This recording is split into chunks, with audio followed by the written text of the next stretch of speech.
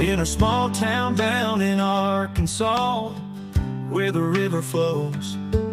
There's a man with a passion that everybody knows.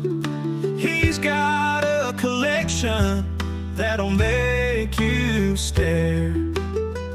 Vintage pocket knives laid with tender care.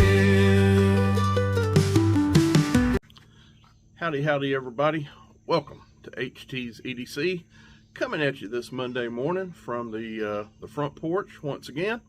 Hope everybody had a fantastic weekend and you got out there and you did some really enjoyable stuff with friends and family. We didn't do a whole lot.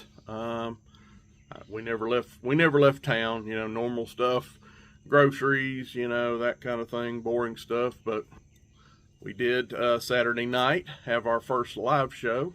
Once again, thank y'all for all the support on that. We'll talk about a little something about that here in a little bit. But anyway, we're gonna get right off into it. We're gonna do be doing a Modern Monday. So letting you guys know right at the 50-second mark, I'm going to be showing and talking about a modern knife. If that is not for you, I did let you know up front, so I can understand if you don't stick around, if that's not your cup of tea. But if it is, I got a pretty cool one. Anywho, let's get right into it. We will start with our What You Totin'. Same old, pretty much. Everybody needs a little Jesus. Holy Lamb pocket cross. These are front left pocket, front right pocket, the old truck fob, back pocket, open C leather wallet, which houses the old challenge coin. Goes right in here.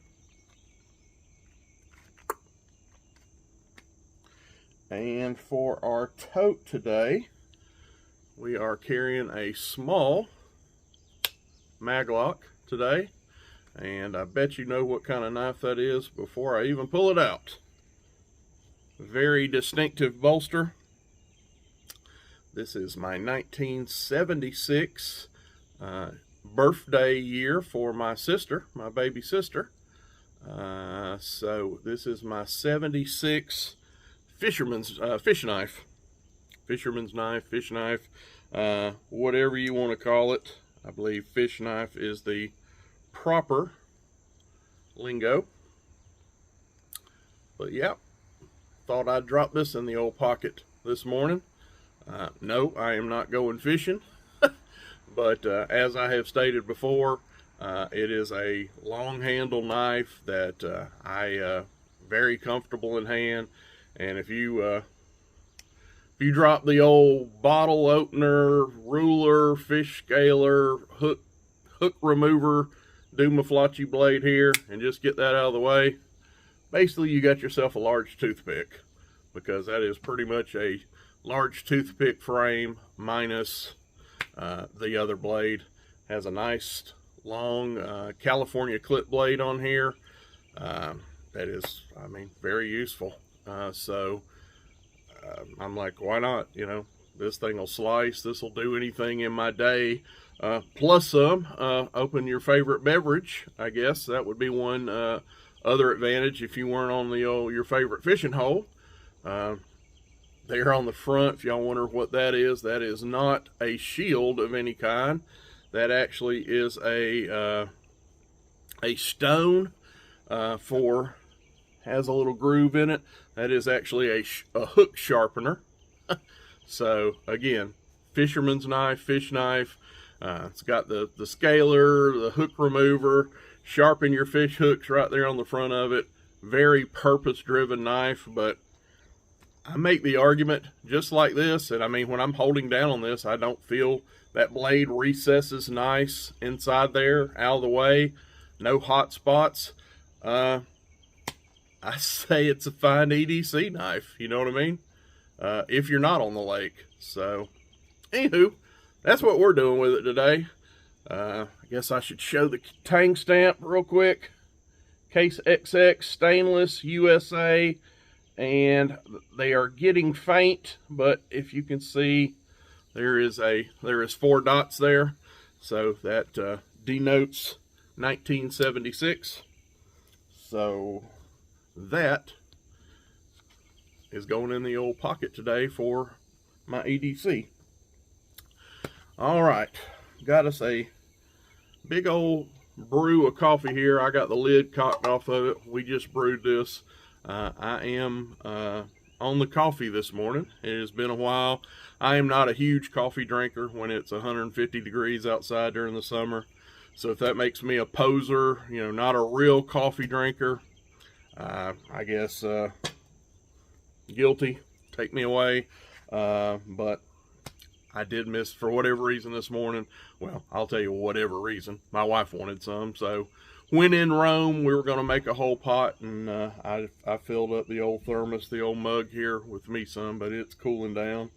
So that's what I'll be sipping eventually, but it is still fire-breathing hot right now, so we're letting it cool down.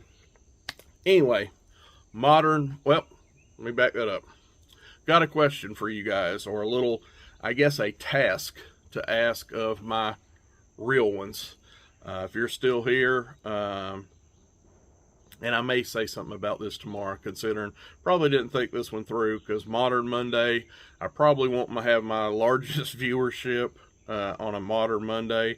I know I probably lost more than half of you when I said I was doing a Modern today. So we'll probably mention it tomorrow too.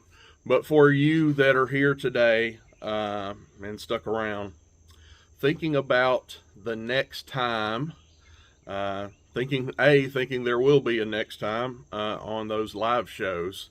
It seemed you guys like them and seemed like you wanted more. I yet haven't got a bad comment, you know, that it was a train wreck, or man, HT, you need to stick to what you know, or anything like that. Seems like you guys enjoyed it, liked hanging out with me and Shelly. So my question is this: when would you guys like for me to do one? Number one, I can tell you this up front, and this one's non-negotiable. I'm not going to be one of those guys that do 4 and 5 a week, you know, one every day or one every other day. That's just not going to happen. I like doing my long form videos, and a day that I do a live show that will be my video for the day. I know this first Saturday I did a morning one and that live show, but anyway, I'm not that guy that's going to be doing 4 or 5 a week. So probably I'm thinking maybe if everything goes well and you guys still enjoy them, we'll do them once, maybe twice a week on occasion. But I'm looking at maybe 1 a week for right now. And that being said, you guys let me know down in the comments. I know I did on a Saturday night, 6 p.m. Central, 7 for you Eastern folks, on a weekend. And a lot of people, I mean, that's the weekend. People, family time, people are going and blowing. But work week, you know, you do it weekdays, you know, you got your working folks, you know. Help me help you guys, and what would be a good time? A Wednesday night at 5 o'clock, 6 o'clock, 7 o'clock, you know, any weekday. Or you say, no, HT, Saturday night when you did it is fine. I don't know, but I would like to do them, especially if I'm going to plan them and do them once a week, to hit the time slot that most of you would say, HT, if you do them blah, blah, blah, man, I'm there. I can catch that most every week. What is that time? And I know there's going to be multitude of answers. Majority will rule, you know, if there's 70% that say this over here, you know, and 20 or 30, you know, you get it.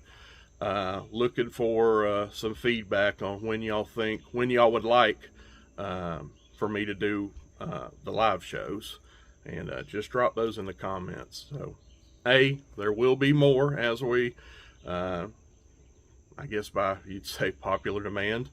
We will start doing those, you know, once or so a week. But when? Y'all let me know when, because I would like, you know, I'm totally flexible. I can work around you guys. Just let me know. That being said, and like I say, I'll probably repeat this slightly tomorrow, because I know a few of y'all ran for the hills when I said today's modern. But anywho, speaking of which, we are going to be looking at an old red and black box today with a little gold insect on there. You guys know them. Most of you love them if you're a modern fan. Old Spyderco, Spydies, if you will. And this one's kind of funny.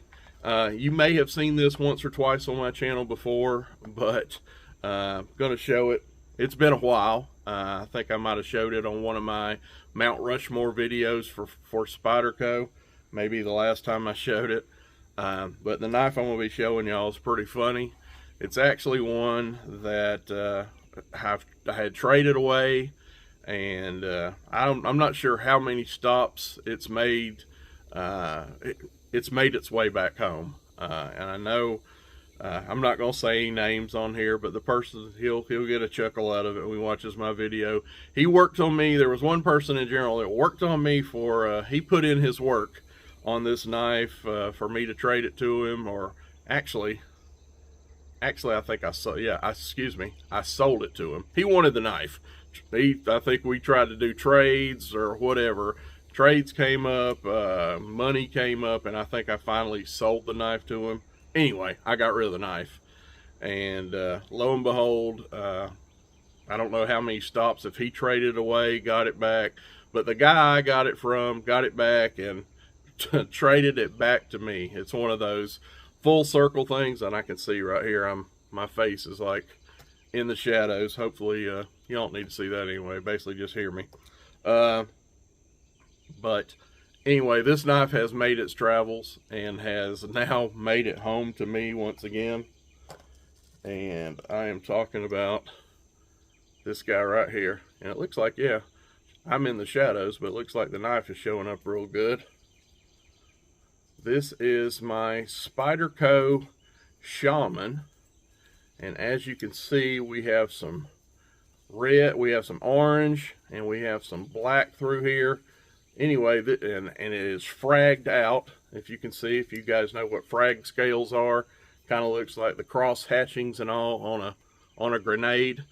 That is what frag pattern is. So it is fragged, and there, if I kind of turn it, you can see more of the stripes in it.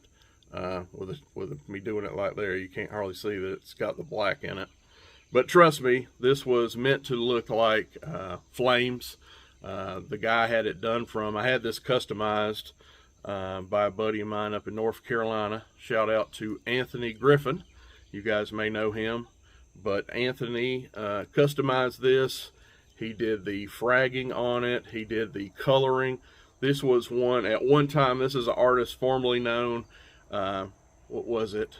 I believe it's Cutlery Shop that does all the orange Spydercos. A Cutlery Shop exclusive. This was just solid orange, and the blade was just a light stonewash. Now that I got this open. But anyway, I had Anthony, he has blackwashed this blade. A nice, and you guys know me, I don't like, and you can see as I turn this in the sun, there's nothing reflecting. I wanted a nice matte gray, blackwash, stonewash, dark stonewash, blackwash, whatever you want to call that. I wanted the blade done like that, and I wanted something. I'm not Mr. Orange, you know, sorry, Orange, what are you, the Orange Army? I like orange, but I wanted to do a little something. I didn't like it just plain orange, and he's like, man, we can frag that thing out. I can color that thing and put, like, you know, make it look almost like flames. Like I said, in this light, I don't know how good that's coming through. Maybe a little more here on the back side. But anyway, and then we put a deep carry pocket clip, the old original pocket clip. is here still in the box. That was the old Spydie clip, that the OG clip that came on it, but we deep carried it out. Just totally customized this thing, from the scales to the blade. This is CTX Spyderco. There's CTX XHP steel, so sort of a super steel, if you will. Probably not by today's standards, as steel progresses all the time, but when this came out, that was a pretty solid steel to get. On the back we see here, man, this light's killing me out here. That sun is just peeking through these pine trees. Trust me when I say Golden, Colorado, USA Earth is what I was trying to show there. Of course, you got your little Spydie bug right up here. He's not as prominent as he was before, since we've kind of blackwashed this blade. But this is one of my favorite Spydercos. Definitely an HT biggin. Again, I'm not going to beat a Spyderco Shaman to death. There's 1,000,001 videos talking about this knife, but it does have a nice choke up choil here that has jimping. It has a nice long, about 1 inch up here of jimping. Spyderco jimping. Good Lord, look at these shadows. Man, I wish that sun would just finally move just a little bit. Sorry about that, folks. I guess I should have got here a little earlier, a little later. I'm in full transition with that sun right now. But you have heard me say Spyderco jimping is, my opinion, the best in the industry. I've always said this: Spyderco does two things as good, or if not better, than any other manufacturer. You could really say three, but the two I'm talking about, their jimping is wonderful, purposeful, feels the best, and ergonomics. Spyderco knows how to make a comfortable knife that just lends itself to work, to being what a knife is, a cutting tool. And third, you might add, if you want to go three, steels. They are always pushing, which I'm not big into it now. I don't consider myself a steel snob whatsoever. But if you like the fancy pants, the latest cutting edge steels, Spyderco is your huckleberry, because they are always testing, always first. It seems like the industry leader to come out with a new steel and get it in their models. So, and a lot to be said for that. That's pretty cool. You know, options are king, and they definitely give you blade steel options. But anyway, I just love this thing, folks. It's fairly broad across the back. It has a big, wide, just comfortable, beefy handle. Again, you have this completely protected. There's no way, of course, I've added my own sharpening choil here, but you have this finger guard right here, so you have this big choil. No way you're slipping forward, and then, you know, unless you just do something crazy, you are totally protected from your cutting edge. If you need to chop up and, you know, you're whittling or whatever, you know, you're not going to whittle back here on a knife. I don't know how many people it's going to, you know, doing carving tasks like this. If you're going to be carving or whittling or whatever, you're going to come right up here, and this thing, that's where the magic happens. Just feels so good, so nimble. For as big as it is, when you come up here, it really, it's crazy how nimble this big thing cuts and feels in hand when you're choked up on it. Feels really good. But if you need your power cuts and you're back on something and you're just plain slicing, you got plenty of handle. You can be back here, and that feels great. So, I mean, reverse grip, your pinky would go right in there. You know, I don't know how many people do this kind of thing. You know, I'm not no knife fighter, but my point is this: you cannot grab this knife and it not be comfortable. There's that. Super comfortable, great jimping, big, wide, full flat grind blade on this thing. Has the big, probably the largest, big, huge Spydie hole for deployment. Compression lock. I know a lot of people are a fan of the compression lock. You can see I can open, look at that, close it, closes with it. If I don't fail it, open with it. Or of course, just boom, just with a big, you can roll it out of course with that big hole. Just ease of opening all day long. Spyderco Shaman. It was on my Mount Rushmore of Spydercos. I know that is completely personal preference, but this is a go-getter. If you're anything like me at all and you like a big knife that's comfortable. You don't want a big, there's a lot to be said for a big knife that's just kind of big and clumsy. It's not really, it's not really designed to be comfortable. It's just big. Big for the sake of being big is kind of useless. This is big, bold, strong, and it's comfortable. And like I say, with this choke up, nice choke up on there, it becomes a littler knife when you need to.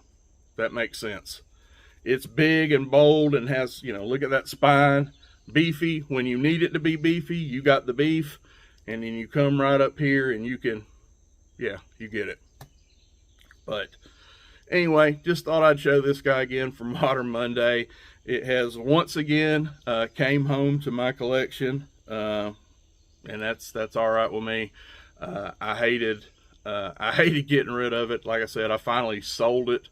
I really couldn't think, as I remember back, we couldn't ever figure out anything that I wanted to trade at the time for this thing. We couldn't work out a trade, and this guy was just, he wanted it bad at the time, so threw enough cabbage my way that I let it go. But I guess maybe I'll name this thing the Boomerang, because it's just, threw it out there in the wild and it came whipping back, and it's back in my collection again. So just gives me a chuckle that how things in the knife community can go full circle.